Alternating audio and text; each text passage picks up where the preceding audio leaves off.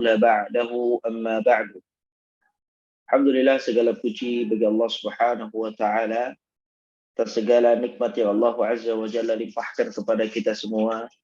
Hingga detik ini Allah Tabaraka wa taala masih memberikan kesempatan kepada kita untuk bertemu kembali dalam majelis ilmu yang dengannya kita berharap dan meminta kepada Allah Subhanahu wa taala, dengan bertambahnya ilmu kita maka bertambah juga amal dan iman kita. Salawat serta salam semoga selalu tercurahkan dan terlimpahkan kepada junjungan besar Nabi kita Muhammad sallallahu alaihi wasallam, kepada para sahabat dan keluarga beliau ila yaumiddin. Pada kesempatan yang lalu, alhamdulillah, segala puji bagi Allah, kita sudah masuk ke bab yang ketujuh, bab yang kelima dari kitab Tauhid jilid 3, di mana di bab yang kelima ini ada 3 poin pembahasan. Yang pertama adalah madhab salaf mengenai karamah para wali. Ya, karena memang sebelumnya kita sudah bahas bagaimana keyakinan Ahlus Sunnah wal Jamaah kepada Nabi Shallallahu Alaihi Wasallam, ya, dan juga kita sudah bahas tentang bagaimana adanya orang-orang yang gulu, ya, dan bertasahul kepada hak Nabi Shallallahu Alaihi Wasallam. Bagaimana juga Ahlus Sunnah wal Jamaah dalam beriktikad, berkeyakinan, berprinsip terhadap Ahlul Bait, keluarga terdekat Nabi Shallallahu Alaihi Wasallam, antara yang tasahul dengan yang gulu, itu juga sudah dibahas. Begitu juga kepada i'tiqad Ahlus Sunnah wal Jamaah kepada para sahabat radhiyallahu taala anhum, dan juga penyelewengan yang dilakukan oleh orang-orang yang gulu, begitu juga yang tasahul dalam hal ini. Lalu dibahas oleh Syekh Hafizahullah Ta'ala berkaitan dengan, ya, para wali, ya, karena memang ini berkesinambungan. Bagaimana para wali itu, ya, di dalam akidah Ahlus Sunnah Jamaah, apakah ada kewilayahan, ya, wilayah itu masdar dari wali itu sendiri. Bagaimana, apakah memang ada karamah pada wali? Kita sudah bahas ini pertemuan yang lalu. Kemudian ditutup dengan karakteristik Ahlus Sunnah wal Jamaah.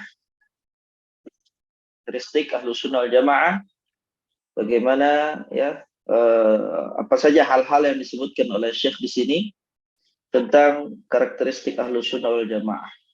Ada 5 poin yang sudah kita bahas. Jadi pertemuan kali ini insya Allah kita akan masuk ke poin yang ketiga, yaitu tentang akhlak dan budi pekerti Ahlus Sunnah wal Jamaah. Nah, insya Allah setelah pembahasan ini kita akan masuk ke tadribat atau tamrinat, soal-soal latihan yang ada di bab 5. Dan dengannya kita akan menyelesaikan atau mengkhatamkan kitab Tauhid jilid yang ketiga biidznallahi azza wa jalla. Baik, untuk kesempatan kali ini kita minta kesediaannya kepada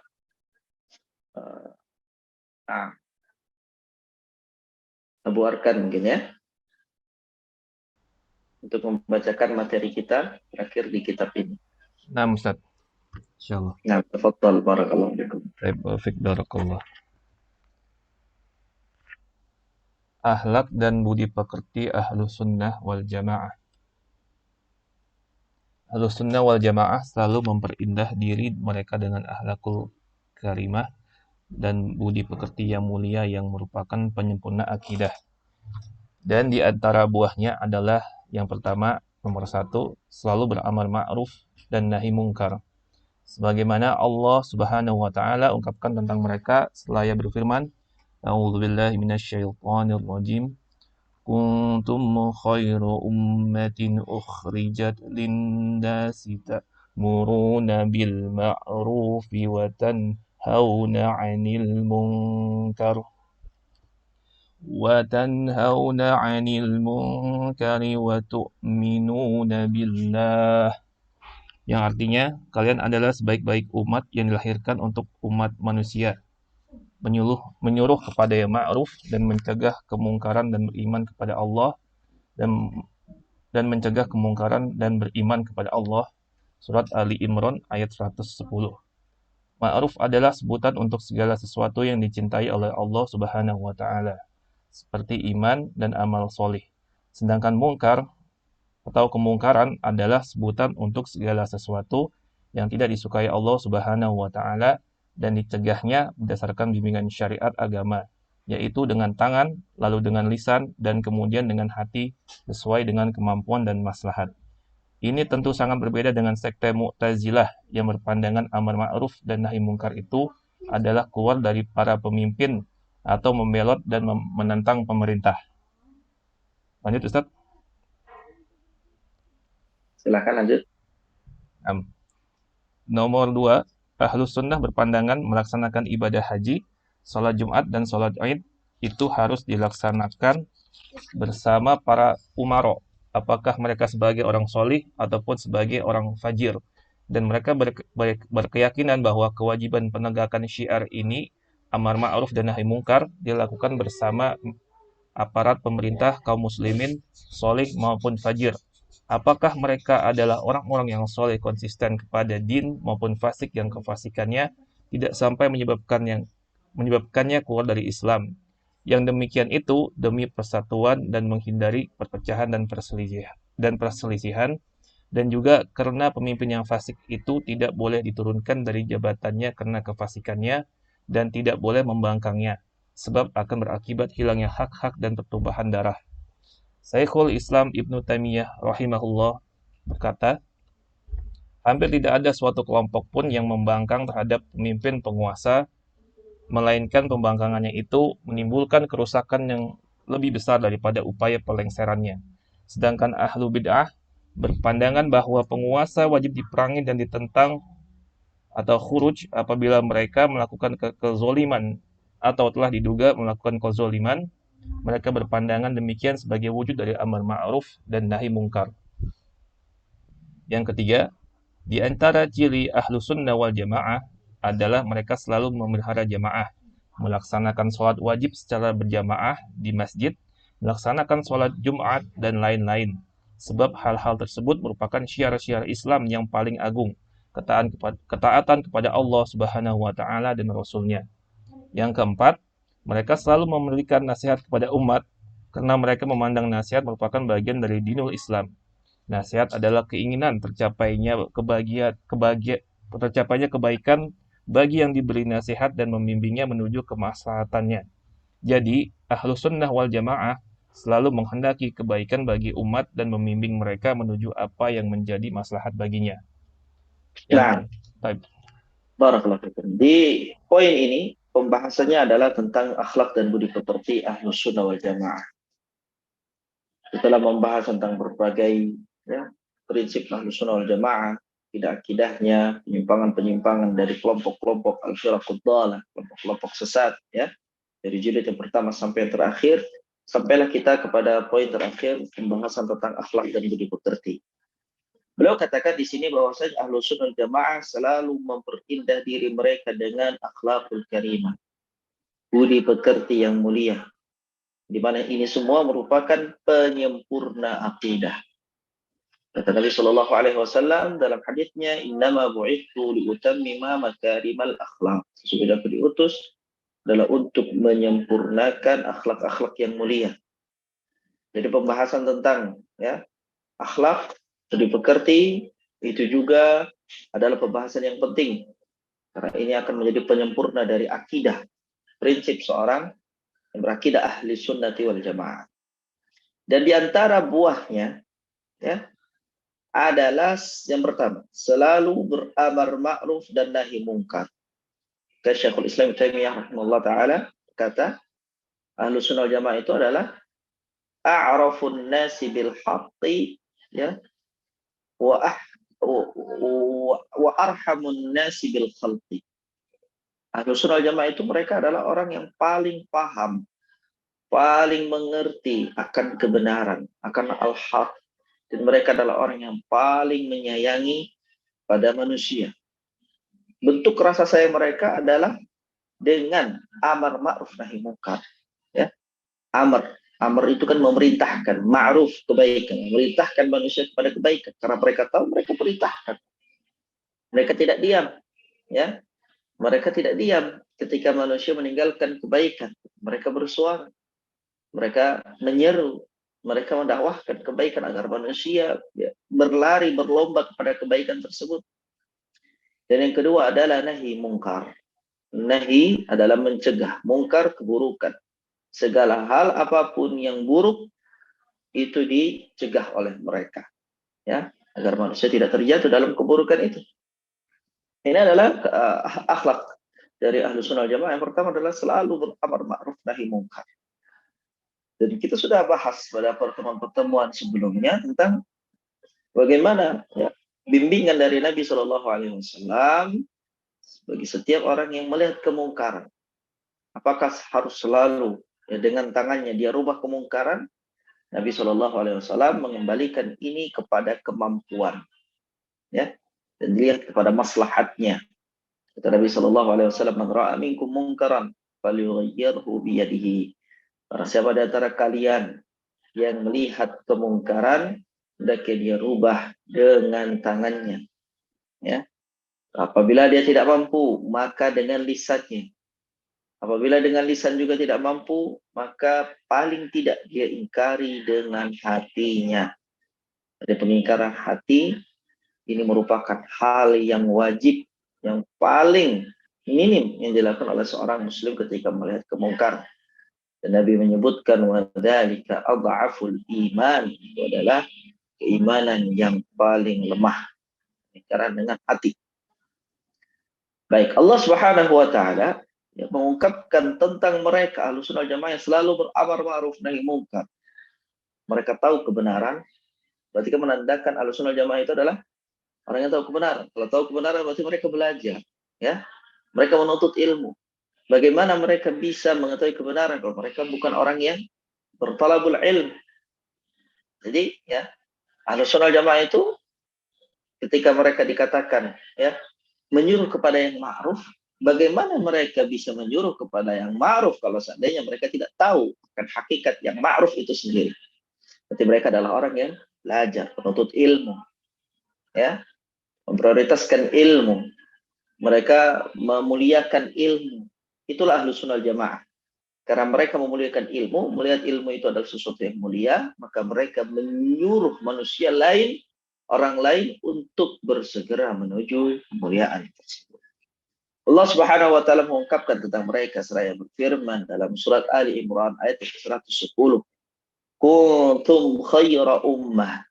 Kalian adalah sebaik-baik umat. Umatnya Muhammad itu adalah disebut oleh Allah sebaik-baiknya umat. Ukhrijat linnas. Yang dikeluarkan, dilahirkan untuk umat manusia. Jadi dibanding umat-umat yang lain, maka umatnya Nabi Muhammad SAW, kita ini adalah sebaik-baik umat yang Allah keluarkan untuk manusia. Dengan syarat, Allah syaratkan, atau dengan sifat yang Allah sifatkan, ta'muruna bil ma'rufi wa tanhauna 'anil munkari wa tu'minuna billah. Kalian bisa mendapatkan predikat sebaik-baik umat yang dikeluarkan kepada manusia atau untuk manusia. Ketika kalian menyuruh kepada yang ma'ruf, menyuruh kepada hal-hal yang Allah perintahkan, ya, menyuruh kepada kebaikan, wa tanhauna 'anil munkar, dan mencegah kemungkaran, wa tu'minuna billah, dan kalian beriman kepada Allah. Ma'ruf pertama, kedua nahi mungkar, yang ketiga iman billah, beriman kepada Allah. Baik, ma'ruf adalah sebutan untuk segala sesuatu yang dicintai oleh Allah Subhanahu wa taala. Apa saja dicintai oleh Allah, maka masuk dalam kategori ma'ruf. Apa saja yang dicintai oleh Allah Subhanahu wa taala, maka masuk dalam kategori ma'ruf. Seperti iman dan amal saleh. Sedangkan mungkar, kemungkaran adalah sebutan untuk segala sesuatu yang tidak disukai oleh Allah Subhanahu wa taala dan dicegahnya, dilarang. Dilarang oleh Allah segala sesuatu apa yang dilarang oleh Allah, Segala sesuatu apa yang tidak disukai oleh Allah, maka itu adalah kemungkaran. Maka berdasarkan bimbingan syariat agama, ya, dia cegah itu. Ya, dia cegah segala kemungkaran. Dia cegah itu berdasarkan bimbingan syariat agama. Yaitu dengan tangannya dia cegah, ya, dengan kuasaannya, ya. Kalau dia tidak punya kuasa, maka dengan lisannya dia cegah, ya, dia berbicara, mencegah dengan lisannya. Dan ya, dan kemudian dengan hati sesuai dengan kemampuan dan maslahat. Lihat, sesuai dengan kemampuan dan maslahat. Ini tentu sangat berbeda dengan sekte Mu'tazilah. Mu'tazilah yang berpandangan bahwa amar ma'ruf dan nahi mungkar itu adalah keluar dari para pemimpin, membelok dan menentang ya penguasa pemerintah. Nah, ini tentunya tidak sama seperti apa yang diyakini oleh sekte Mu'tazilah. Di mana mereka berpandangan seperti ini, yang namanya amal ma'ruf nahi mungkar berarti maknanya adalah khuruj. Tidak, ya. Sehingga di sini ya Ahlus Sunnah wal Jamaah memiliki budi pekerti yang baik. Apa itu? Amar ma'ruf nahi mungkar. Dan amar ma'ruf nahi mungkar ini ya sudah ada bimbingannya. Amar ma'ruf nahi mungkar ini sudah ada contohnya. Ya. Amar ma'ruf nahi mungkar ini sudah ada jalannya. Karena memang agama ini kita ini sempurna, tidak ada yang kurang. Ya, semua sudah diajarkan. Sehingga kita tidak butuh pendapat-pendapat dari sekte-sekte yang lain. Ya, dari sekte-sekte di luar Ahlus Sunnah Jamaah. Di sini dikatakan berdasarkan bimbingan syariat agama. Baik, ini yang pertama. Kemudian yang kedua adalah Ahlus Sunnah berpandangan melaksanakan ibadah haji, sholat Jumat, sholat Id harus dilaksanakan bersama para umara, penguasa, amir. Ya, apakah mereka sebagai orang yang saleh ataupun sebagai orang yang fajir? Fajir ini ya lawan kata dari saleh. Kalau saleh berarti orang yang melakukan kebaikan, kalau fajir berarti orang yang melakukan kemaksiatan. Tapi Ahlussunnah wal Jamaah dalam hal ini memiliki batasan, ya. Bagaimana nanti yang akan disebutkan, ya. Batasan kemaksiatan apa? Apakah segala maksiat boleh dilakukan oleh para umara, ya, sehingga semua harus ditaati, ya. Ada batasannya, ya. Batasannya apa? Ya, kata Nabi Shallallahu Alaihi Wasallam, "Malam tarau kufran fihi kufran bawahan, indakum fihi minallahi burhan."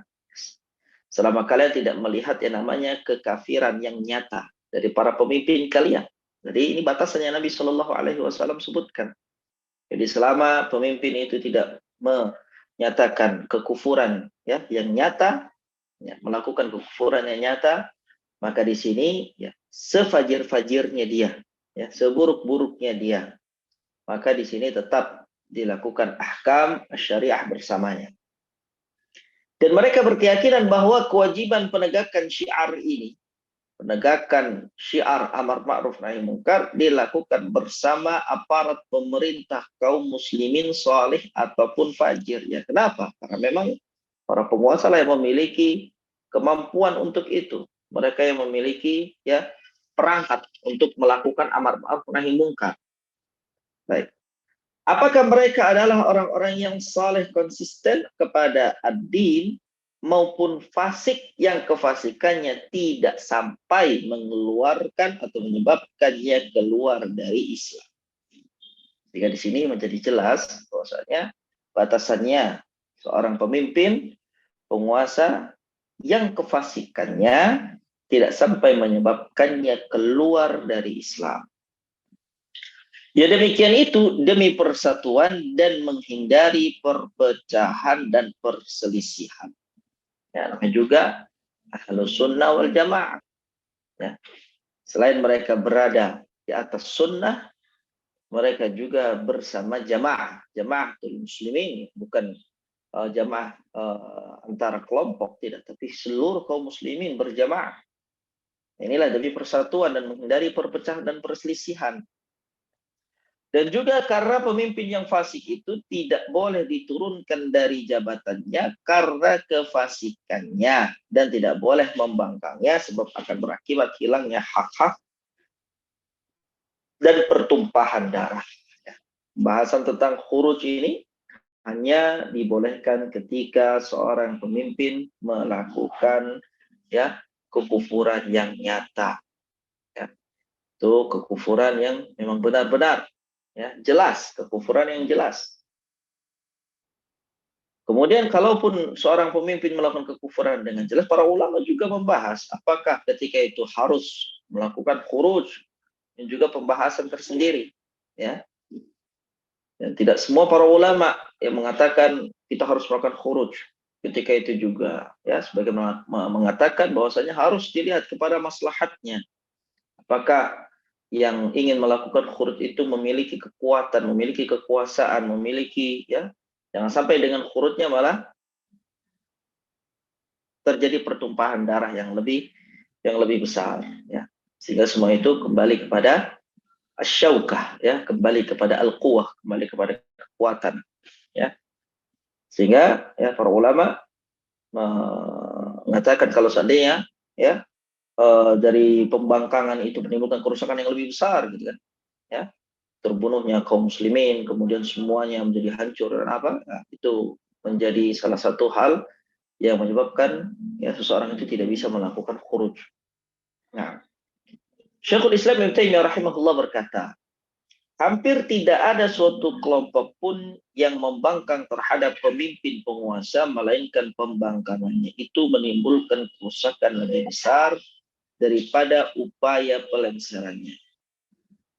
Sedangkan Ahlussunnah berpandangan bahwa para penguasa wajib diperangi dan ditentang, yaitu dengan khuruj apabila mereka melakukan kezaliman atau telah diduga melakukan kezaliman.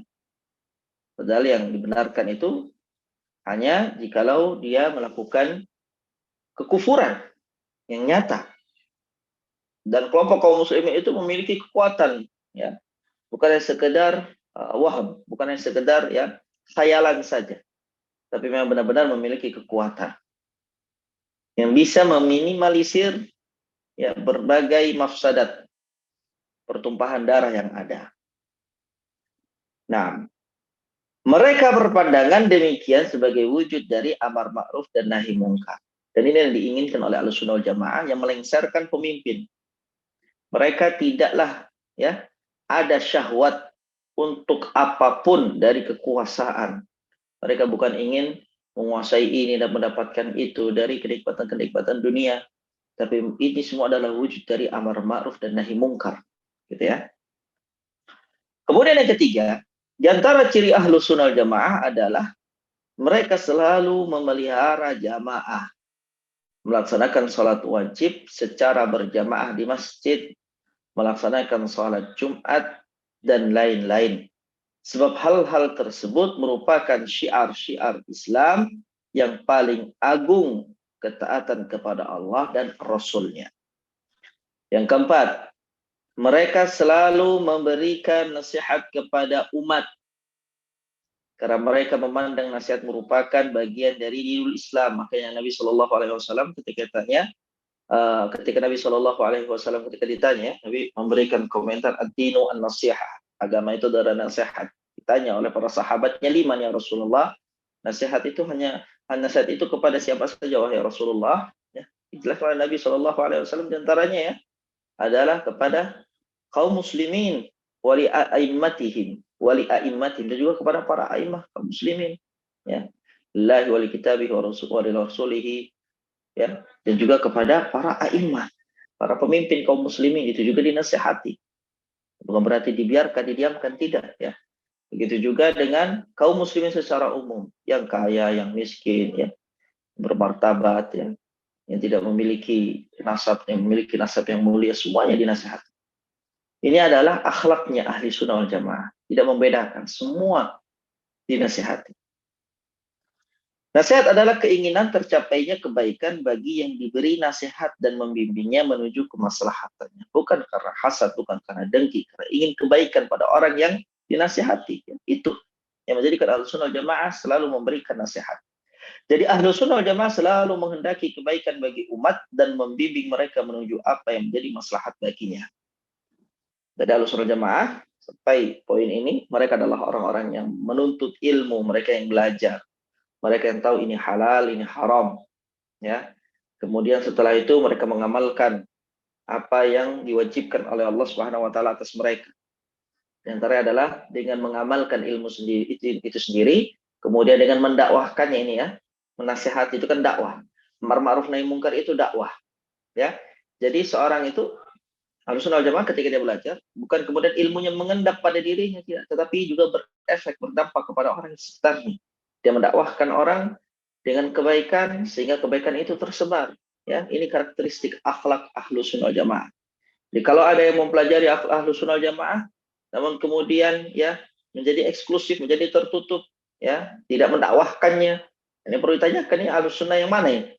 Ya, karena karakteristik Ahlussunnah wal Jamaah, ya akhlak budi pekerti Ahlussunnah wal Jamaah adalah mereka yang berdakwah, adalah mereka yang menyampaikan, adalah mereka yang memberikan nasihat, ya sehingga kebaikan itu tersebar, bukan hanya pada lini-lini tertentu saja.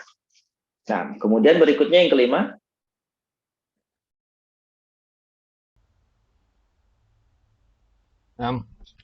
Yang nomor 5, termasuk ciri dan sifat Ahlus Sunnah adalah saling tolong-menolong di dalam kebajikan dan berempati terhadap penderitaan orang lain sesama mereka. Mereka benar-benar meyakini makna sabda Rasulullah Shallallahu Alaihi Wasallam, al-mu'minu lil mu'mini kal bunyani yushuddu ba'duhum ba'dan wa yushbiku baina asabi'ihi. Seorang mukmin terhadap saudara mukmin lainnya adalah bagaikan satu bangunan yang sebagiannya menguatkan bagian yang lain. Beliau SAW bersabda sambil menyelangi jari-jari tangan beliau yang satu kepada jari-jari tangan yang lain. Muttafaq alaih. Sabda beliau SAW juga, masalul mu'minina fi tawaddihim wa tarahumihim wa ta'atufihim kamathalil jasadil wahidi idza ishtaka minhu udhun tada'a sa'irul jasadi bil humma wassahari. Perumpamaan kaum mukminin di dalam saling cinta mencintai, saling sayang menyayangi, dan saling tenggang rasa adalah bagaikan tubuh yang satu. Apabila satu anggota tubuh sakit, maka seluruh tubuh turut merasakan demam dan tidak bisa tidur. Muttafaq alaih. Yang keenam, ciri ahlu sunnah juga adalah keteguhan pendirian di dalam berbagai bala. Mereka menyuruh bersabar dikala mendapat cobaan, bersyukur di saat lapang, dan ridho terhadap pahitnya ketentuan Allah Subhanahu wa Ta'ala. Sabar ketika mendapat bala adalah menahan diri dari sedih, menahan lisan dari keluhan dan rasa tidak rela, menahan anggota tubuh, tangan dari perbuatan jahiliyah seperti memukul-mukul pipi dan merobek-robek baju di bagian dada. Bala adalah cobaan berupa musibah dan kesengsaraan. Bersyukur di saat lapang artinya menggunakan nikmat yang dikaruniakan Allah Subhanahu wa Ta'ala pada jalan ketaatan kepadanya. Kelapangan yang dimaksud adalah berlimpah ruahnya kenikmatan. Ridho terhadap detail qada, ketetapan Allah Subhanahu wa Ta'ala, artinya kita tidak murka dan murung karenanya. Qada artinya kehendak Allah Subhanahu wa Ta'ala yang berhubungan dengan segala sesuatu sebagaimana adanya. Mur al-qada, getirnya ketetapan, artinya segala sesuatu yang tidak disukai yang menimpa seseorang, seperti sakit, kemiskinan, gangguan orang lain, panas, dingin, dan bencana-bencana lainnya.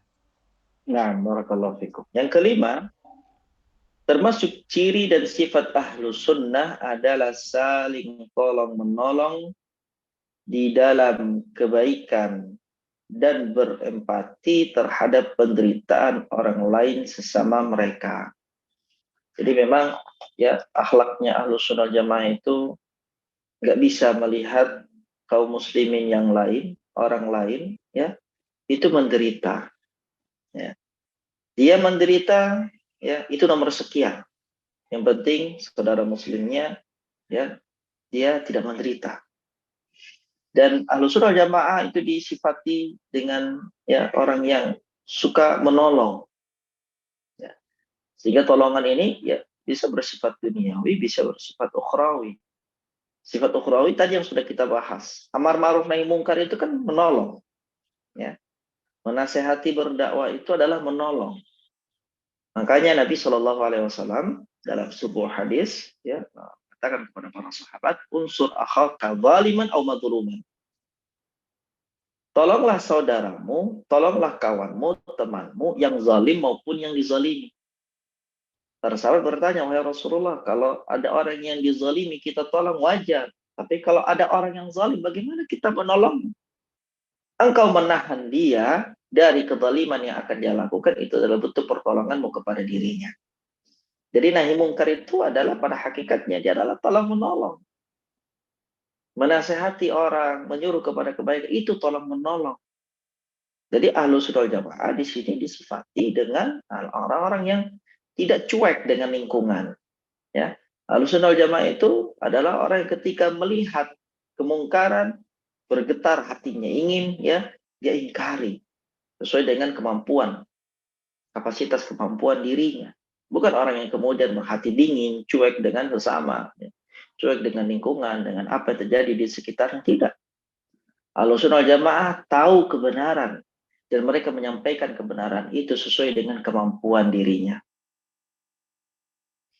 Mudah berempati, ya.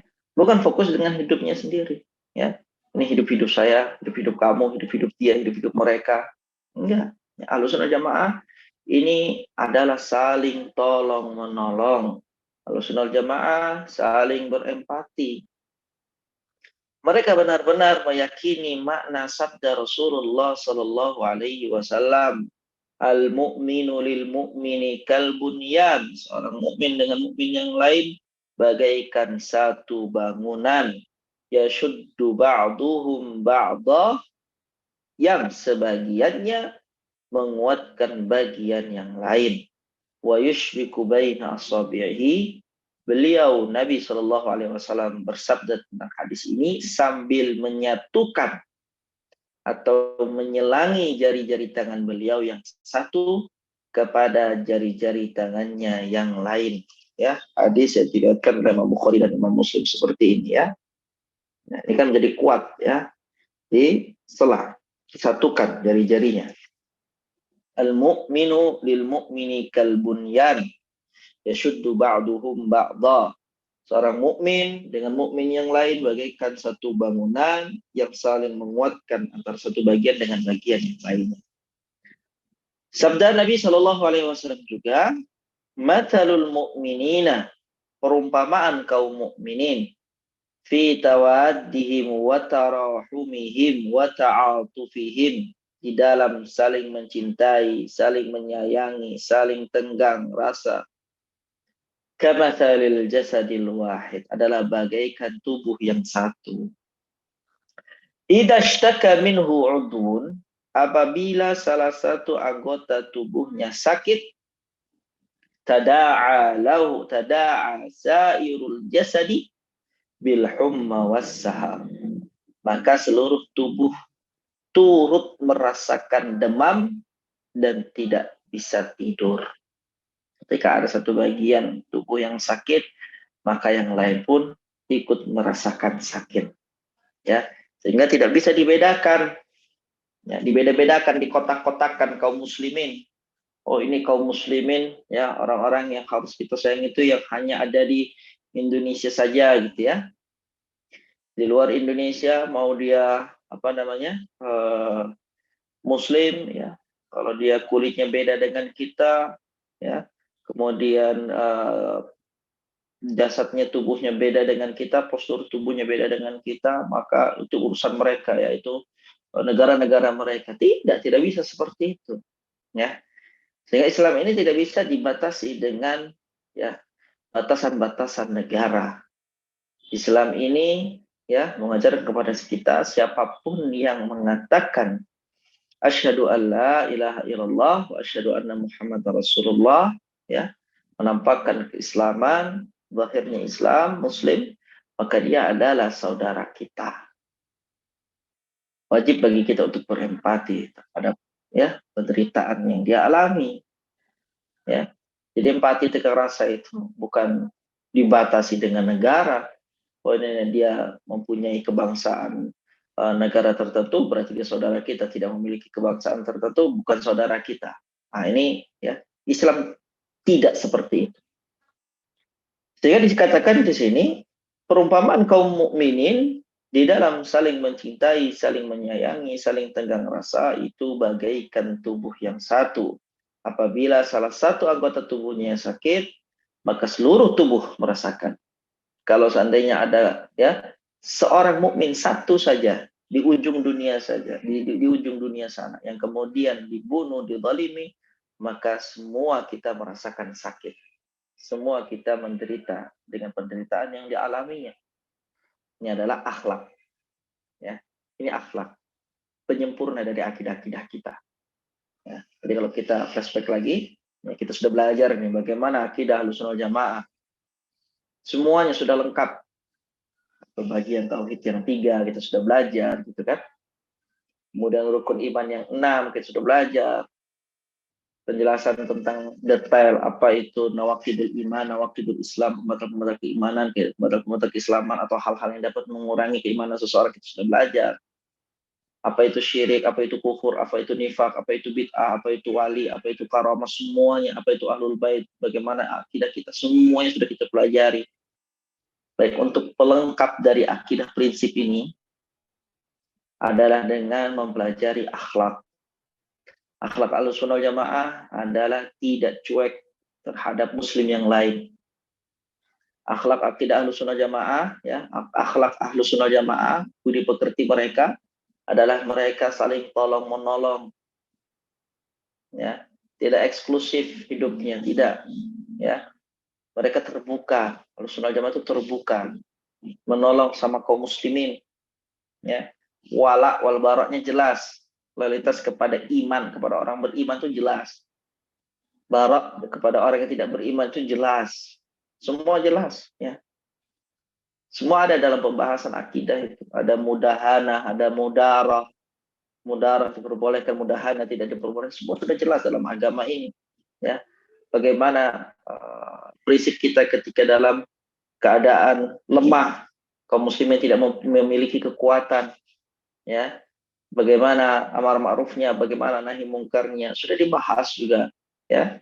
Bagaimana ketika kaum muslimin memiliki kekuasaan, memiliki kemampuan, memiliki ya kekuatan, bagaimana apa yang harus dilakukan, itu juga sudah jelas, ya.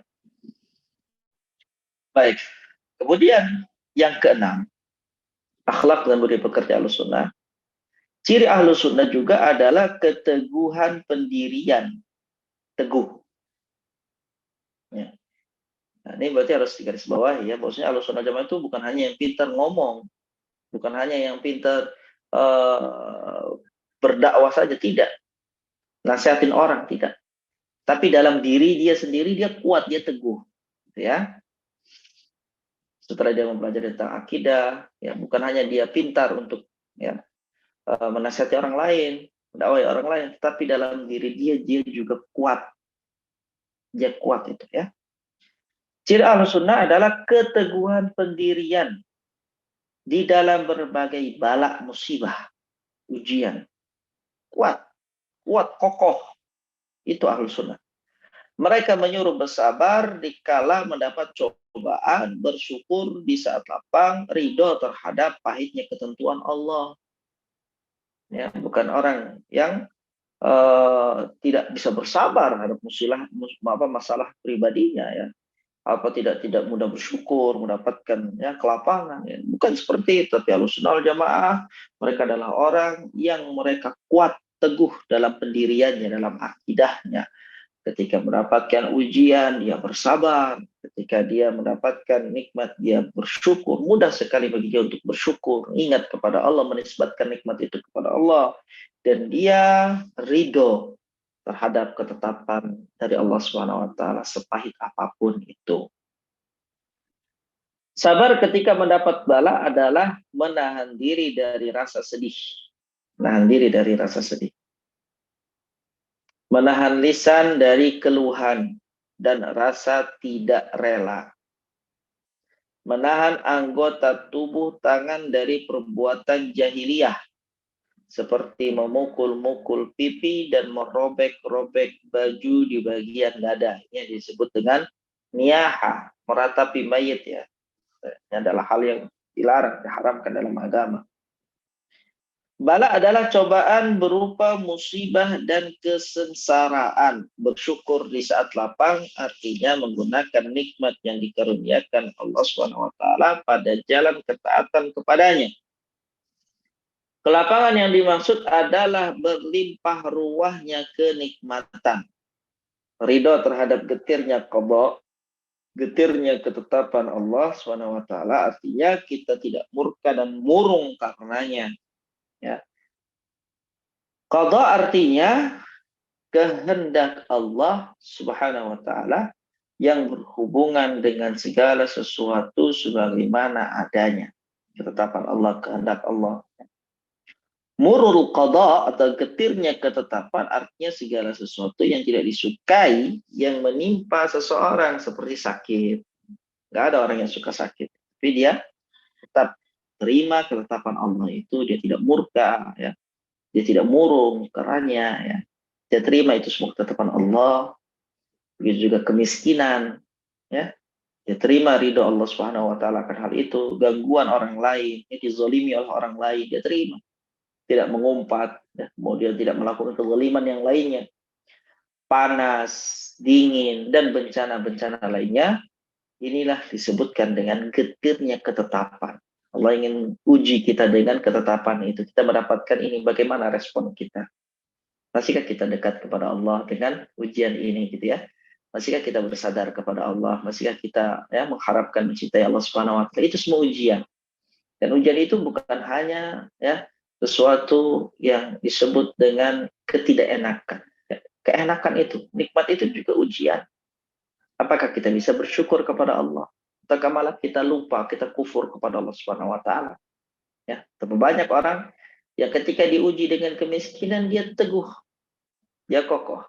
Tapi ketika diuji oleh Allah Subhanahu wa taala dengan kenikmatan, dilapangkan semuanya, ya, didatangkan berbagai fasilitas, keenakan, ya, akhirnya dia lupa dan kufur kepada Allah Subhanahu wa taala. Nah, jadi namanya ujian itu tidak hanya bentuk kemiskinan, tetapi kekayaan itu juga adalah ujian dari Allah Subhanahu wa taala. Liyabluwakum ayyukum ahsanu amala. Agar Allah Subhanahu wa taala menguji kalian siapa di antara kalian yang amalnya lebih atau paling baik.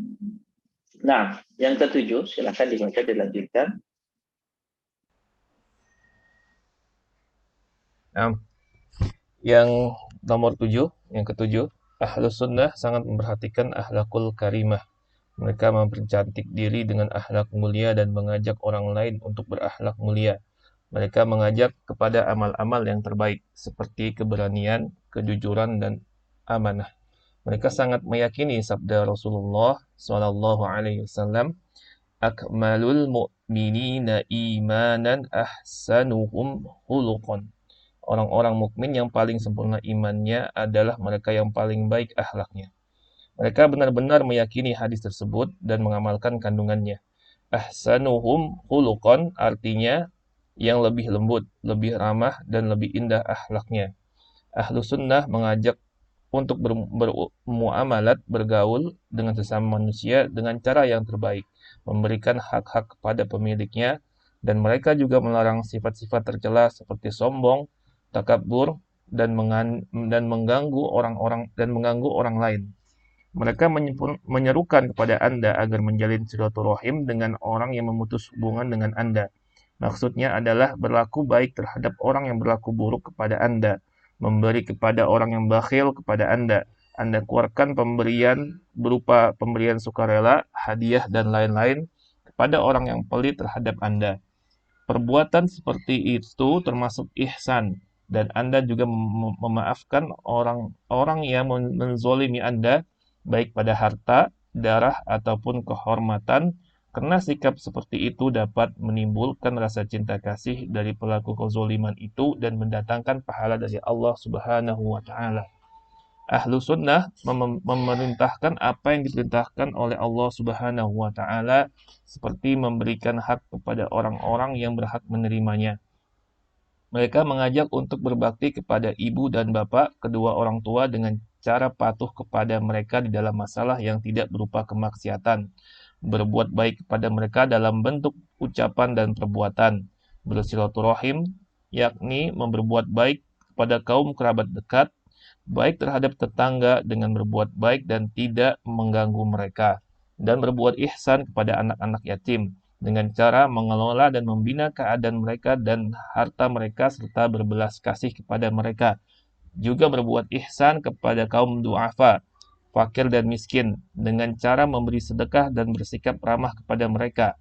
Berbuat ihsan kepada musafir, ramah kepada apa saja yang dimiliki, termasuk kepada hewan ternak sendiri. Ramah atau bersikap lembut itu lawan dari sikap kasar. Ahlu sunnah mencegah sikap membangga-banggakan diri, sombong dan zolim. Maksud membangga-banggakan diri dan sombong adalah membangga-banggakan kehormatan dan kelebihan seperti kedudukan dan keturunan. Zolim artinya penganiayaan terhadap orang lain dan melecehkannya, seperti mereka lebih mulia daripada orang lain dan menganggap remeh mereka serta menyakiti mereka dengan hak maupun tidak hak. Sebab orang yang melecehkan orang lain dengan hak, maka ia telah berbangga diri, dan jika melecehkan dengan cara tidak hak, maka ia telah berbuat zolim. Kedua-duanya tidak boleh dilakukan. Ahlu sunnah sangat mengajak kepada akhlak yang mulia, yaitu akhlak yang terpuji, dan melarang akhlak yang buruk dan rendahan.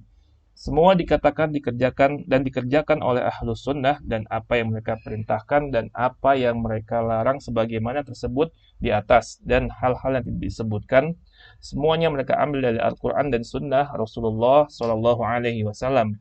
Mereka sama sekali tidak mengada-ngadakan melakukan bid'ah dari sisi mereka sendiri dan tidak bertaklid kepada siapa-siapa. Sebab Allah Subhanahu wa taala berfirman, A'udzu billahi minasyaitonir rajim. Wa'budullaha wa la tusyriku bihi syai'a wa bil walidaini ihsanan wa bidzil qurba wal yatama والمساكين والجار ذي القربى والجار الجنوب والصاحب الجنب وابن السبيل وما ملكت أيمانكم إن الله لا يحب من كان مختالا فخورا, yang artinya, sembahlah Allah dan janganlah kamu mempersekutukannya dengan sesuatu pun, dan berbuat baiklah kepada kedua orang ibu bapak, karib kerabat, anak-anak yatim, orang-orang miskin, tetangga yang dekat dan tetangga yang jauh, teman sejawat, ibnu sabil dan hamba sahayamu. Sesungguhnya Allah tidak menyukai orang-orang yang sombong dan membangga-banggakan diri. Surat An-Nisa ayat 36. Hadis-hadis yang semakna dengan ayat di atas sangat banyak sekali. Di antaranya adalah yang telah tersebut di atas. Nah, poin yang ketujuh, poin yang terakhir yang disebutkan di dalam pembahasan ini, ahlu sunnah sangat memperhatikan akhlakul karim. Apa saja yang diajarkan oleh Rasulullah SAW dari akhlak yang mulia, maka ahlu sunnah sangat memperhatikan akhlak-akhlak itu, berusaha untuk memperbaiki diri. Ya, bukan berarti ya orang yang mengetahui kebenaran lalu serta-merta dia sombong dengan pengetahuannya. Tidak. Ya. Maka tadi dikatakan Ahlussunnah wal Jamaah, mereka adalah orang yang paling paham dengan kebenaran dan paling sayang kepada makhluk. Ya. Paling sayang dengan orang lain. Ya. Dia ingin kebaikan itu juga dirasakan oleh orang lain. Ya. Dengan wasilah-wasilah akhlakul karimah inilah ya, Nabi SAW mengambil hati para sahabatnya.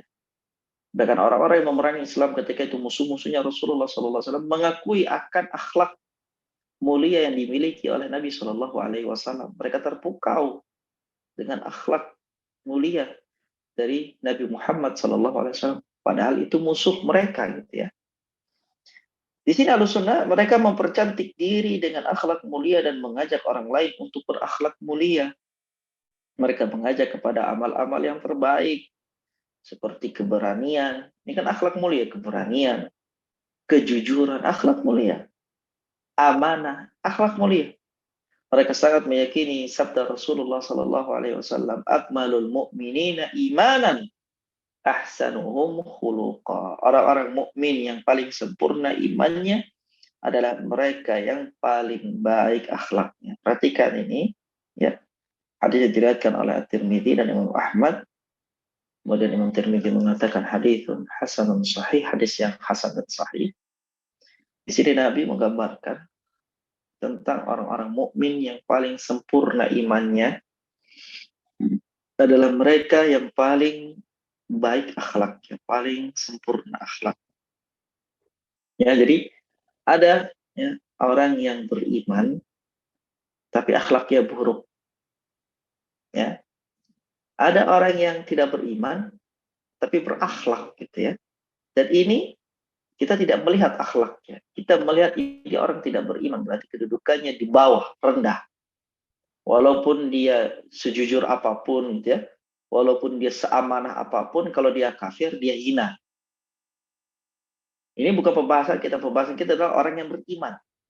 Dia beriman.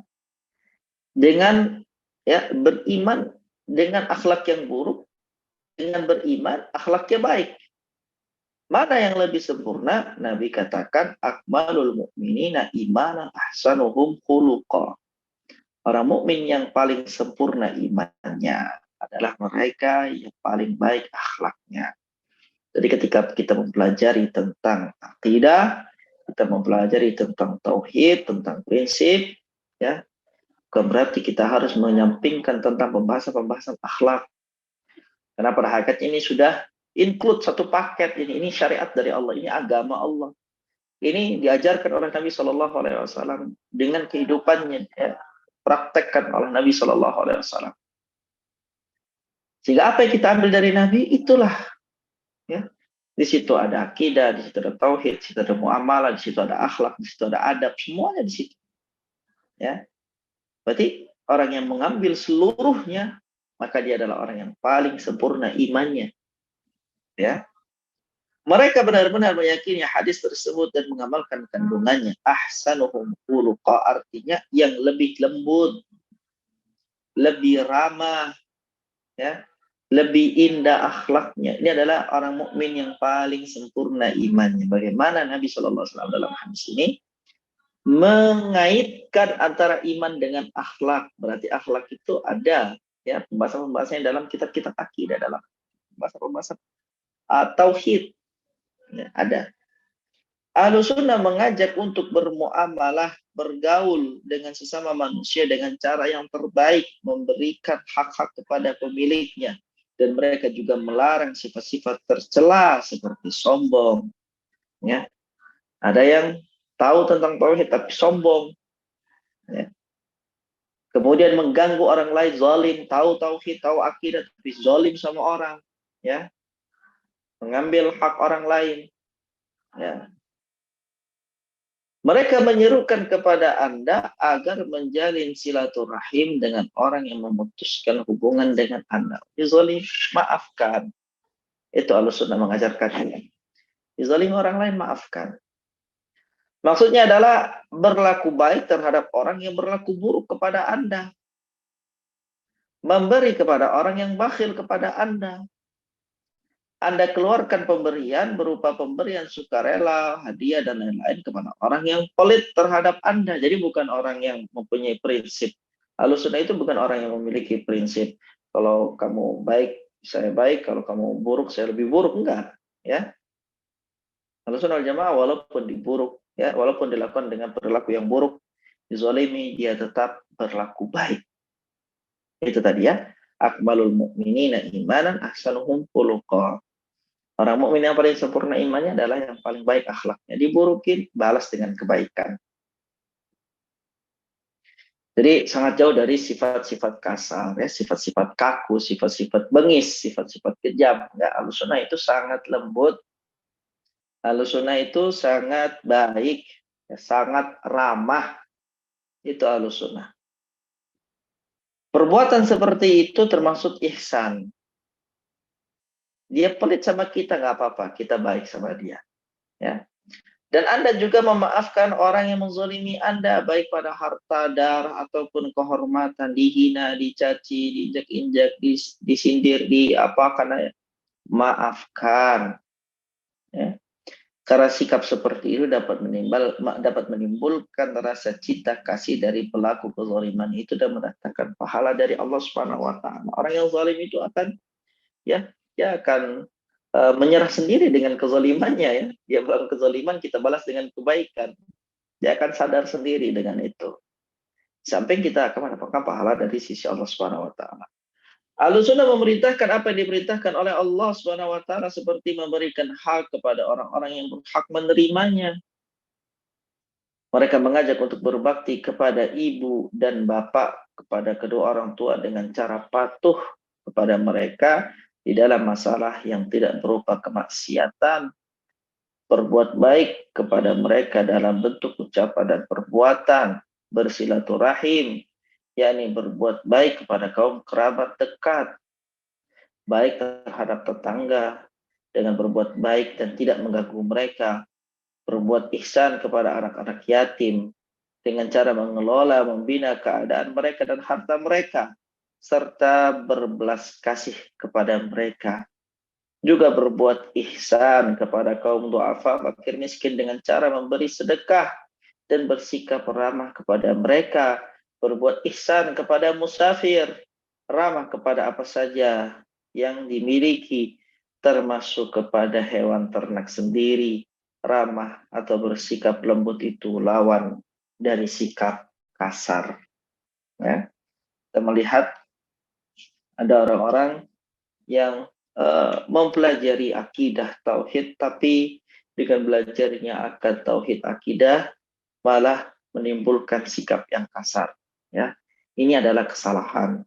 Ya, sesungguhnya ketika seseorang itu mempelajari akidah tauhid, bukan dia malah kasar kepada keluarganya, kaku terhadap keluarganya, tapi ya seharusnya dia lebih dekat lagi dengan keluarganya, menasehati dengan kelembutan gitu ya, menasehati dengan ramah, menasehati dengan sayang ya, lebih indah lagi akhlaknya, bukan malah frontal ya, bukan malah kemudian jadi jauh dari orang-orang terdekatnya, dari kerabatnya ya.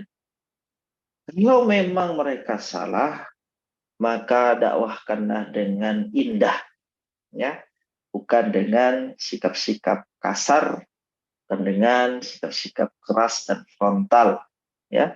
Tapi ya, dengan kita mengetahui kebenaran, mereka lah orang yang paling berhak untuk mengetahui kebenaran itu dari kita dengan cara yang baik ya. Kita saja tidak terima kalau seandainya kita diperlakukan dengan kasar dan keras gitu ya. Tapi kita menuntut orang agar orang itu paham dengan kita, mau mengikuti kita walaupun kita kasar dan keras. Ini kan bagaimana jadinya ya? Kita ingin dinasihati dengan baik, maka kita nasihati orang lain juga dengan baik ya.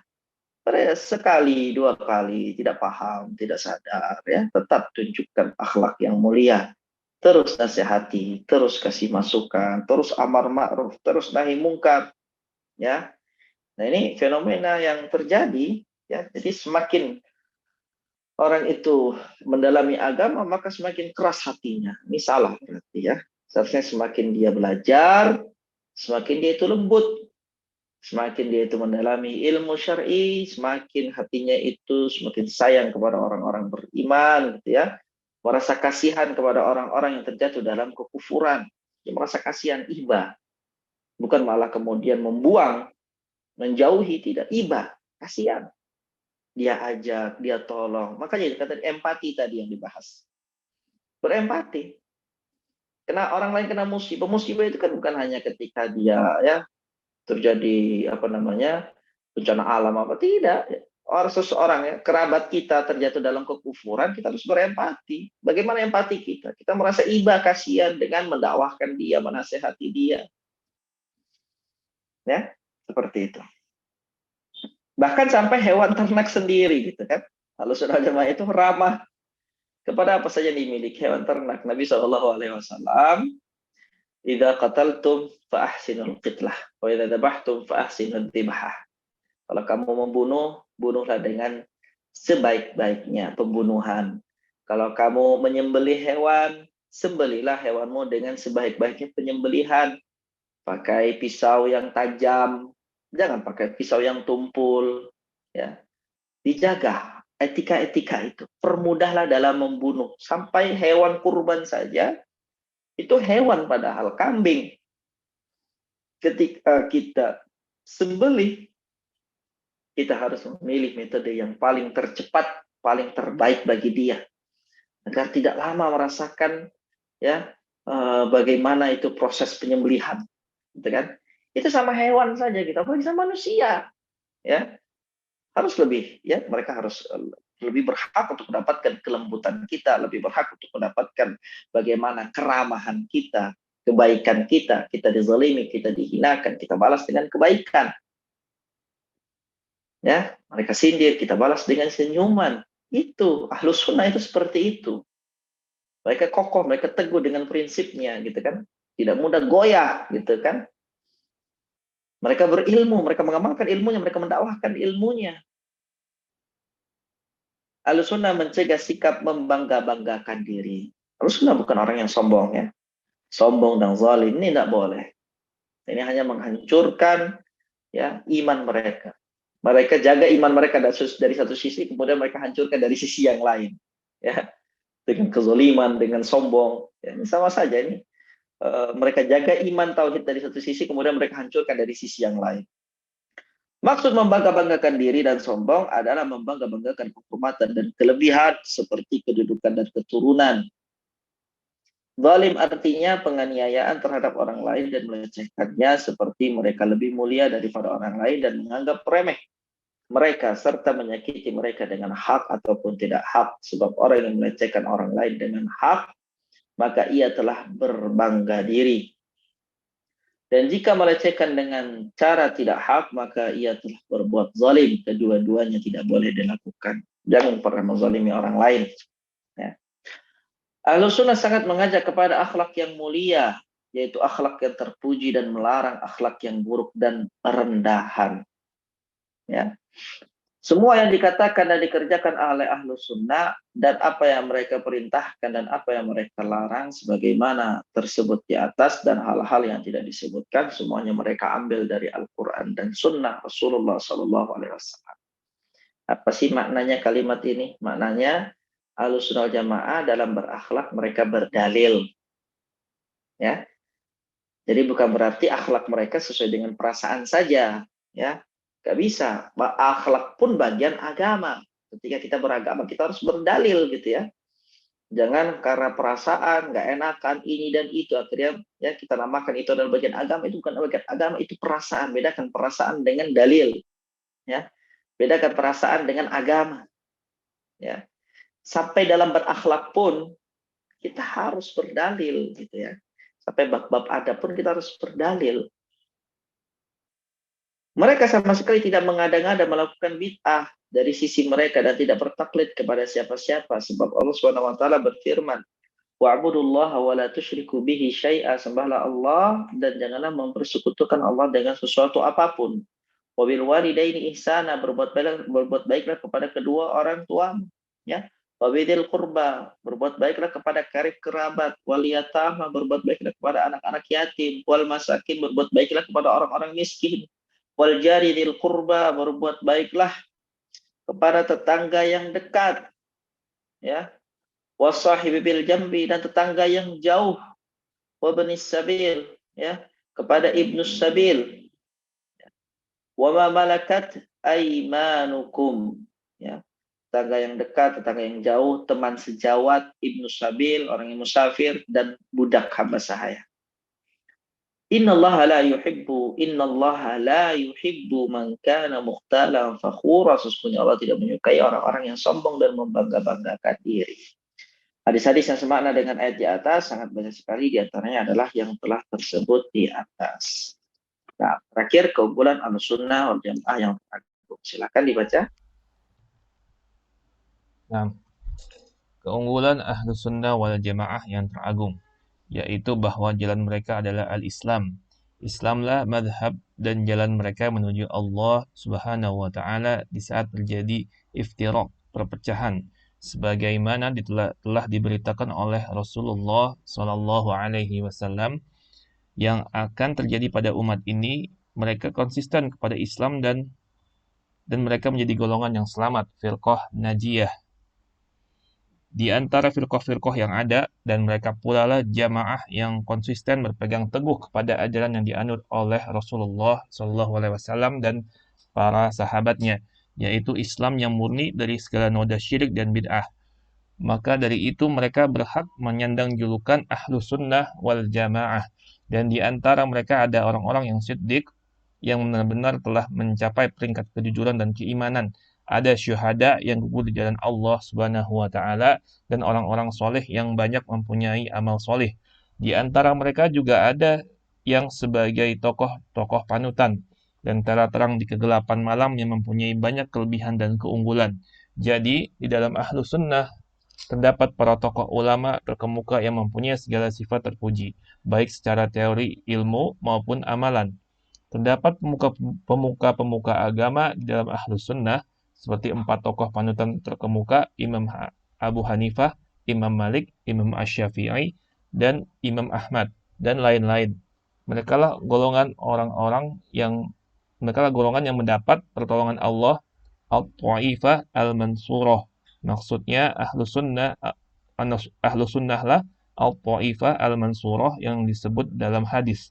Akan tetap ada segolongan dari umatku, yang diriwayatkan oleh Imam Al-Bukhari dan Muslim.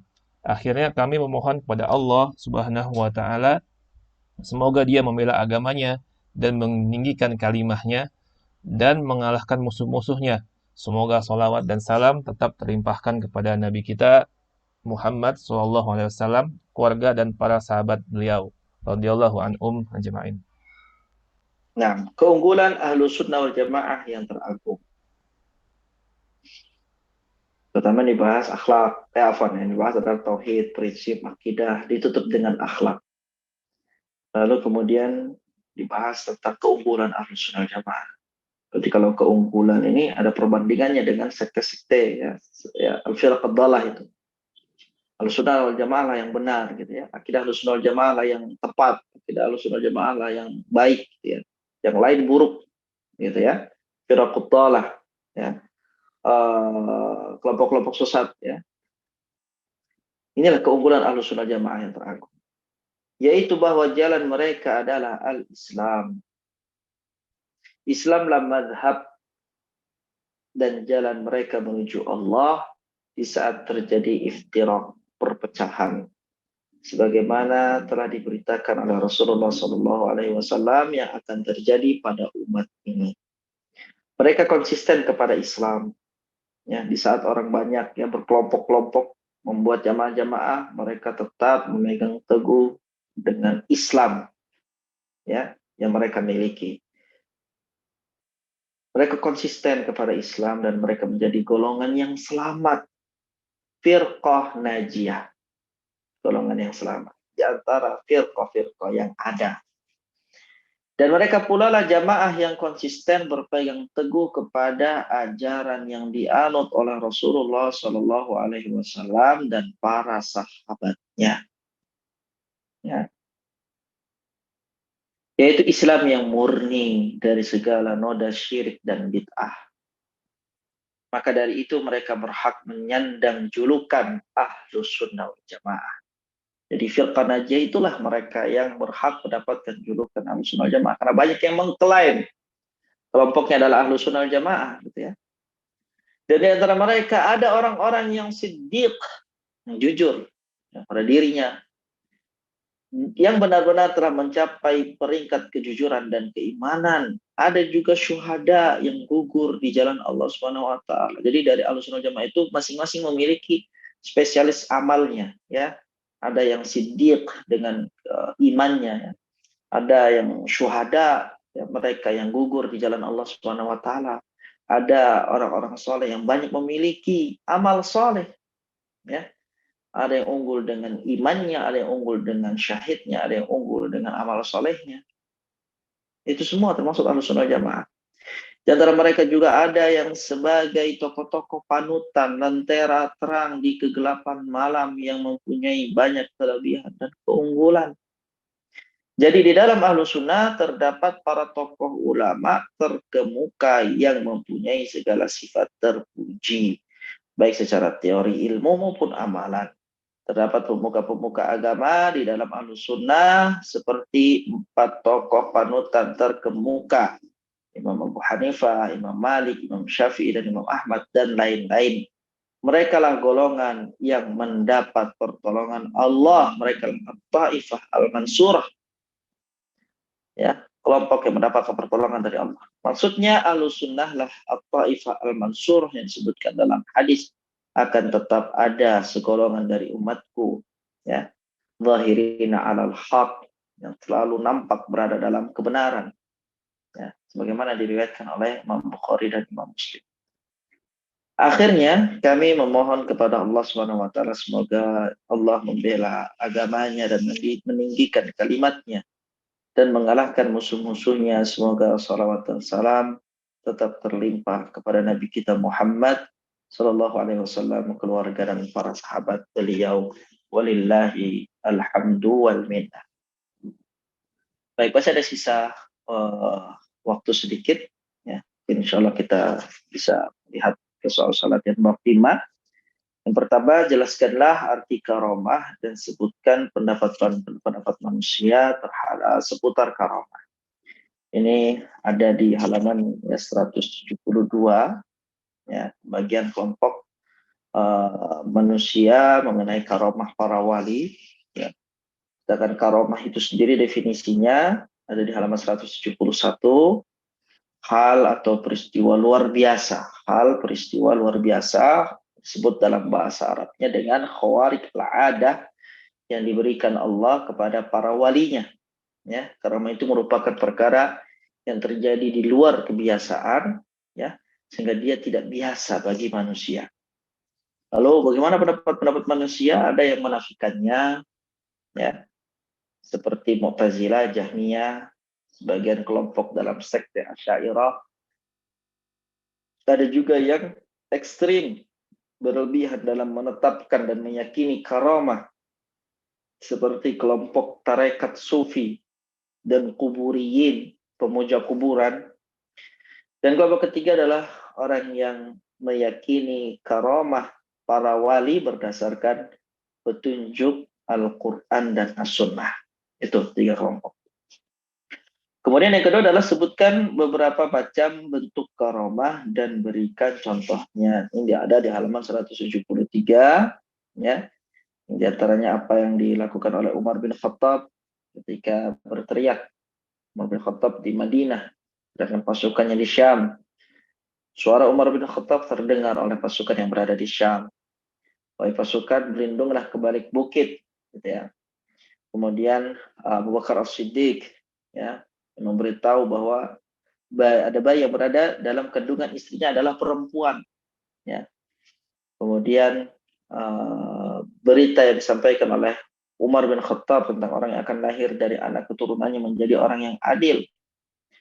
Kisah orang yang menemani Nabi Musa, Khidir, dan pengetahuannya tentang kondisi anak laki-laki, ya. Kemudian juga kisah Ashabul Kahfi, kisah Maryam, ya, kisah Khalid bin Al-Walid yang meminum racun tetapi tidak terjadi bahaya pada dirinya. Ini diantara bentuk karomah. Kenapa kita wajib mengikuti pendapat para sahabat Nabi apabila tidak menemukan suatu nas dari Nabi Shallallahu Alaihi Wasallam? Tentu karena para sahabat adalah mereka yang melihat secara langsung bagaimana wahyu itu ketika turun kepada Nabi Shallallahu Alaihi Wasallam. Mereka lah yang melihat secara langsung bagaimana praktek Nabi dalam mengamalkan ayat yang turun kepada beliau. Di pengamalan Al-Quran yang dilakukan oleh Nabi itu dilihat langsung oleh para sahabat, sehingga mereka lah yang seharusnya kita ikuti, bukan pendapat pribadi kita atau pendapat orang lain selain para sahabat, ya. Jadi kalau tidak ada menemukan nas dari Nabi, tidak ada hadisnya, tidak ada ayatnya, maka kita lihat bagaimana praktek para sahabat, ya, bagaimana apa yang dilakukan oleh para sahabat dalam permasalahan tersebut. Yang keempat, apa dalil yang menyatakan bahwa hal yang disunahkan oleh para khulafaur rasyidin atau salah seorang dari mereka tidak boleh diabaikan? Yang ada di halaman 177. Nabi bersabda, "Alaikum bisunnati, hendaklah kalian berpegang teguh dengan sunnahku, wa sunnatil khulafa'ir rasyidin al-mahdiyyin min ba'di, dan sunnah para khulafaur rasyidin sepeninggalku. Tamassaku biha wa 'addu 'alaiha bin nawajid." Berpegang teguhlah kepadanya dan gigitlah dengan gigi geraham kalian sekuat-kuatnya. Ya, ini perintah dari Nabi. Kemudian yang kelima, di antara ciri khas ahlu sunnah itu adalah bahwasanya mereka sangat memuliakan Al-Quran dan As-Sunnah dan Sunnah Rasulullah SAW. Kenapa? Katakan dengan dalil. Kenapa ahlu sunnah jamaah ya ciri khasnya itu sangat memuliakan Al-Quran dan As-Sunnah, karena itu adalah dasar ya dan sumber kebenaran ya. Makanya di antara dalil tadi juga bisa disebut alaikum bisunnati ya. Kemudian waman asdaqu minallahi haditha dalam surah An-Nisa ayat 87 di halaman 178. Waman asdaqu minallahi qila, siapakah yang lebih benar ucapannya daripada Allah? Siapakah yang lebih benar berkatanya daripada Allah? Tidak ada yang lebih benar berkata dibandingkan perkataan Allah SWT, sehingga yang diikuti oleh ahlu sunnah, yang dimuliakan oleh ahlu sunnah adalah Al-Quran dan Sunnah. Ya. Ya, mereka ahlu sunnah jamaah selalu mendahulukan qala Allah, qala Rasul, firman Allah dan sabda Rasul, daripada pendapat pribadi mereka ataupun pendapat selain Al-Quran dan As-Sunnah. Nah, itu makanya Sunnah Jamaah selalu memuliakan Al-Quran dan Sunnah Rasulullah. Kenapa Ahlu Sunnah wal Jamaah itu mendapatkan julukan Ahlul Quran dan Sunnah? Nah, ini ya karena mereka mengamalkan itu ya, mengamalkan Al-Quran dan As-Sunnah dan menjadikan Al-Quran Sunnah itu sebagai sumber rujukan hukum mereka. Yang ketujuh, apa saja tingkatan ijma dalam dasar-dasar penetapan hukum tasyri, apa definisinya, bagaimana rukun ijma di dalam syariat. Ini ada di halaman 178, bagaimana disebutkan karakteristik Ahlussunnah dalam mereka sepakat mengamalkan Al-Quran dan As-Sunnah, serta bersatu pada al-haq, saling tolong-menolong dalam kebaikan dan ketakwaan. Ya, hal inilah yang akhirnya melahirkan wujudnya ijma. Bagaimana tingkat ijma? Tingkatan ijma dalam sumber itu adalah sumber ketiga di dalam ilmu dan agama. Para ulama usul telah mendefinisikan ijma sebagai berikut: kesepakatan ulama di zamannya atas suatu perkara agama sepeninggal Rasulullah. Ijma adalah hujjah yang pasti, yang qat'i, yang wajib diamalkan sesudah dua sumber utamanya, yaitu Al-Quran dan As-Sunnah. Yaitu definisi dan bagaimana kedudukan ijma dalam syariat Islam. Jadi misalnya ada suatu permasalahan tidak kita dapati di Al-Quran, tidak kita dapati dalam hadis Nabi, tapi itu disebutkan bahwasanya para ulama telah berijma. Ijma ini berarti sepakat. Ya, para ulama telah bersepakat akan wajibnya hal itu. Walaupun tidak ada dalilnya, tapi ini kesepakatan para ulama. Ini kesepakatan para ulama, berarti ini diambil dari ijma. Itu maksudnya. Kemudian di antara ciri khas dan sifat Ahlus Sunnah adalah bahwasanya mereka berpendirian teguh dalam menghadapi fitnah cobaan. Dengan apa keteguhan itu terjadi? Ini ada di halaman 181 ya. Teguhan itu terjadi dengan bersabar dikala mendapatkan cobaan, bersyukur dikala lapang, ridho ketika mendapatkan pahitnya ketentuan dari Allah Subhanahu wa taala. Yang kesembilan, jelaskan arti fakhr, membanggakan diri, khuyala, sombong, dan al-baghi dilarang oleh Ahlussunnah wal Jamaah. Ya, di sini katakan ya, tidak boleh Ahlussunnah wal Jamaah itu melarang kita dari sifat-sifat tercela seperti sombong, ya, ganggu orang lain, ya, sifat kasar, ya. Lalu sudah mencegah sikap membangga-banggakan diri, sombong dan zalim. Membangga-banggakan diri maksudnya adalah membanggakan kehormatan kita, kelebihan kita yang orang lain tidak punya, ya. Seperti kezaliman dan seperti kedudukan dan keturunan. Zalim di sini maknanya adalah ya penganiayaan terhadap orang lain dan melecehkannya seperti mereka lebih mulia daripada orang lain dan menganggap remeh mereka serta menyakiti mereka dengan hak maupun tidak hak. Ya. Ini adalah hal yang semua dilarang yang dimaksud di dalam pembahasan tadi. 10 terakhir, apa keunggulan agung Ahlus Sunnah wal Jamaah? Keunggulan mereka adalah al-firaq an-najiyah, firqatun najiyah. Mereka berpegang teguh dengan Islam, sehingga mereka menjadi golongan yang selamat, sehingga mereka menjadi ta'ifah mansurah, kelompok yang ditolong oleh Allah Subhanahu wa taala. Inilah keunggulan Ahlus Sunnah Jamaah dibandingkan kelompok-kelompok lain. Kelompok-kelompok lain tidak selamat, ya. Ahlus Sunnah sajalah yang selamat, ya. Kelompok-kelompok lain tidak ditolong. Ahlus Sunnah sajalah yang ditolong karena mereka, ya, menjadikan Islam itu sebagai madhab dan jalan mereka menuju Allah Subhanahu wa taala. Maka dengan selesai pembahasan ini, selesai juga pembahasan kita di jilid yang ketiga. Attafihuna wa sallallahu ala Muhammadin wa ala alihi wa sahbihi wasallam. Barakallahu fikum wa jazakumullahu khairan. Baik. Jazakallahu khair wa barakallahu fiik wa sallallahu ilaik atas ilmu yang telah disampaikan oleh Al-Ustaz. Semoga menjadi ilmu yang bermanfaat bagi kita semua, dapat dipahami, diamalkan, serta didakwahkan. Semoga Allah Ta'ala memberikan taufik kepada kita semua. Amin ya rabbal alamin. Baik, mungkin selanjutnya kita masuk ke sesi tanya jawab. Mungkin kita batasi saja karena waktunya sudah hampir habis. Mungkin 1 atau 2 pertanyaan pada jemaah yang ingin bertanya. Tafadhol, silakan. Assalamualaikum Ustaz. Waalaikumsalam warahmatullahi wabarakatuh. Ustaz mau nanya yang akhlak dan budi pekerti Ahlus Sunnah wal Jamaah yang poin kedua Ustaz. Yang Ahlus Sunnah berpandangan melaksanakan ibadah haji, sholat Jumat dan sholat Id itu harus dilaksanakan bersama para umaroh. Nah, fenomena yang terjadi sekarang kan sholat Id itu berbeda Ustaz. Apakah perbedaan antara umaro yang ada di sini dengan yang kami lakukan, karena kami berpendapat bahwa umaro ini bukan umaro kaum muslimin. Apakah benar menurut pendapat saya itu? Jadi saya tidak ngikut umaro yang di sini, begitu Kak Ustadz? Minta penjelasannya. Barakallahu fikum, assalamualaikum ilaikum.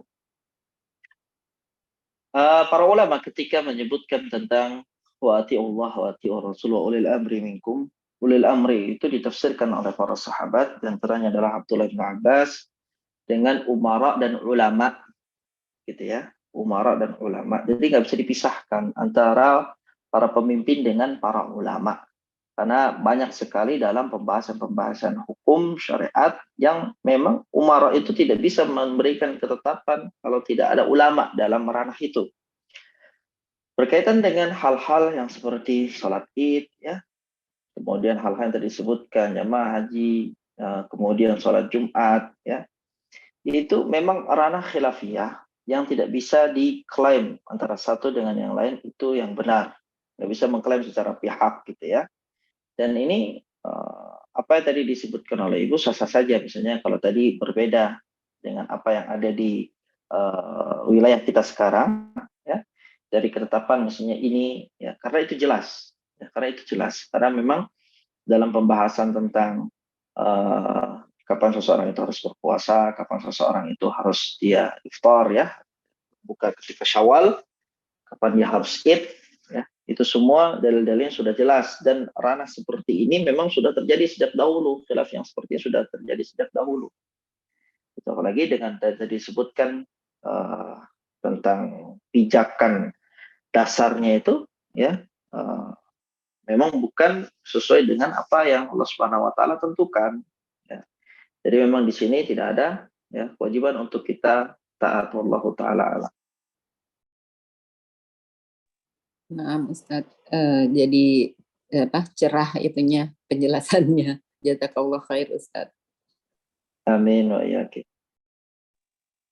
Nambahin Ustadz sedikit dengan sama pertanyaan saya dengan Ibu Leli tadi. Artinya memang bahasanya dengan poin 2 ini yang harus kita pahami tidak secara letterlah ya Ustaz. Artinya tekstualnya dari apa yang kita baca dari buku ini. Berarti mentaatinya umara tadi. Karena dengan surat yang tadi Ustaz kutip di surat An-Nisa itu atiullah ati rasul ulil amri minkum itu ulil alim minkum itu berarti di sana ada umara dengan ulama ya Ustaz. Memahaminya demikian ya Ustaz. Artinya saya artinya di sini baca ini kan kalau tidak utuh Ustadz bisa jadi subhat Ustadz. Bisakah memahaminya demikian Ustadz? Nah, jika tidak memahami secara utuh bisa jadi syubhat. Ya, intinya kita dalam mengamalkan agama kita itu harus sesuai dengan dalil. Ya, siapapun yang sesuai dalil kita bersama dia. Yang tidak bersesuaikan dengan Al-Quran dengan As-Sunnah maka la sam'a wa la ta'ah. Makanya Nabi SAW itu menekankan poin ini. Apa kata Nabi? La ta'ata, ya.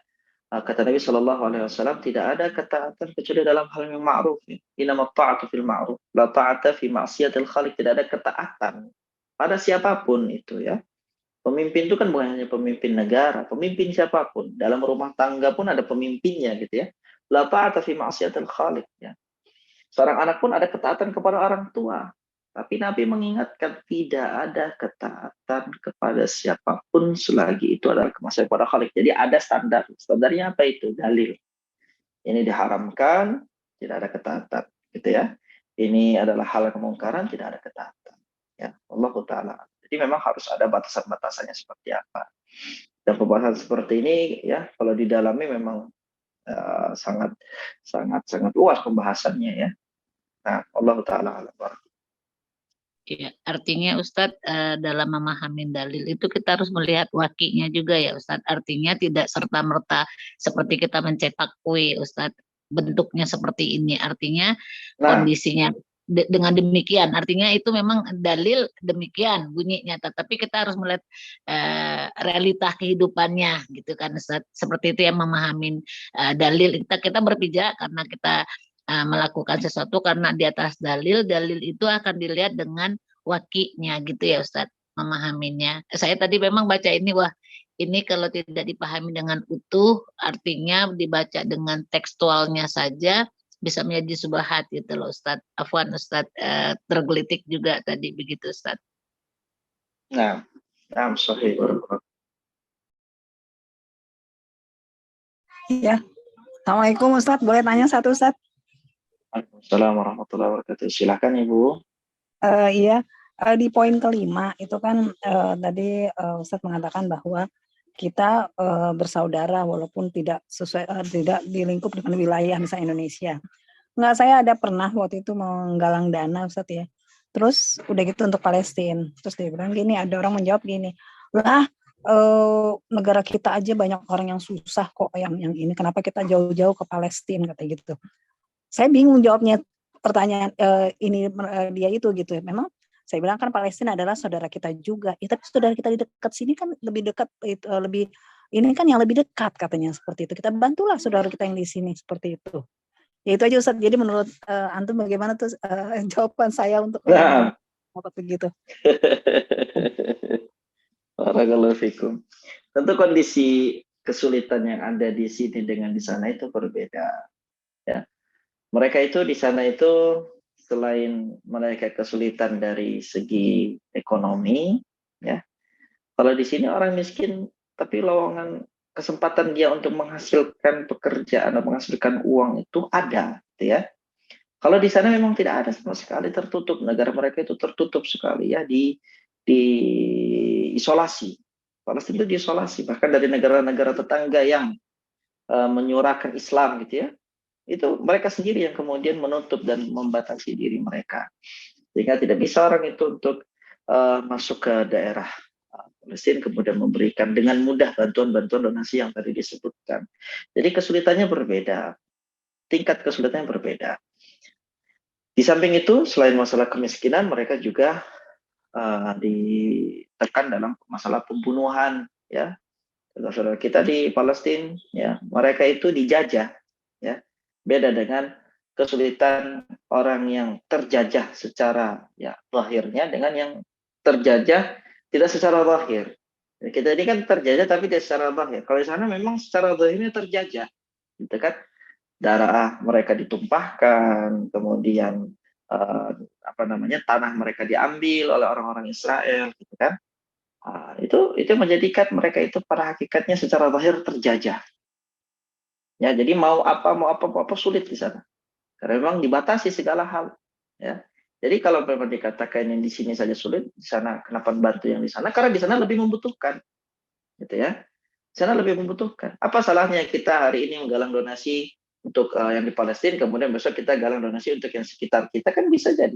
Ya, kita kumpulkan semua keutamaan ini. Kenapa harus nyinyir ya dengan amalan penggalangan dana donasi untuk yang di Palestina? Ya, itu Allah Taala alam. Jazakallah Ustaz. Barakallah. Amin wa ya. Jazakumullah khairan wa barakallahu fikum atas pertanyaan dari jemaah dan juga jawaban dari Al-Ustaz Abu Ayyub.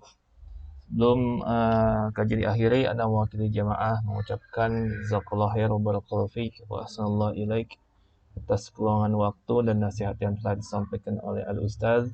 Semoga Ustaz dan keluarga beserta kita semua selalu berada dalam lindungan Allah Subhanahu wa taala.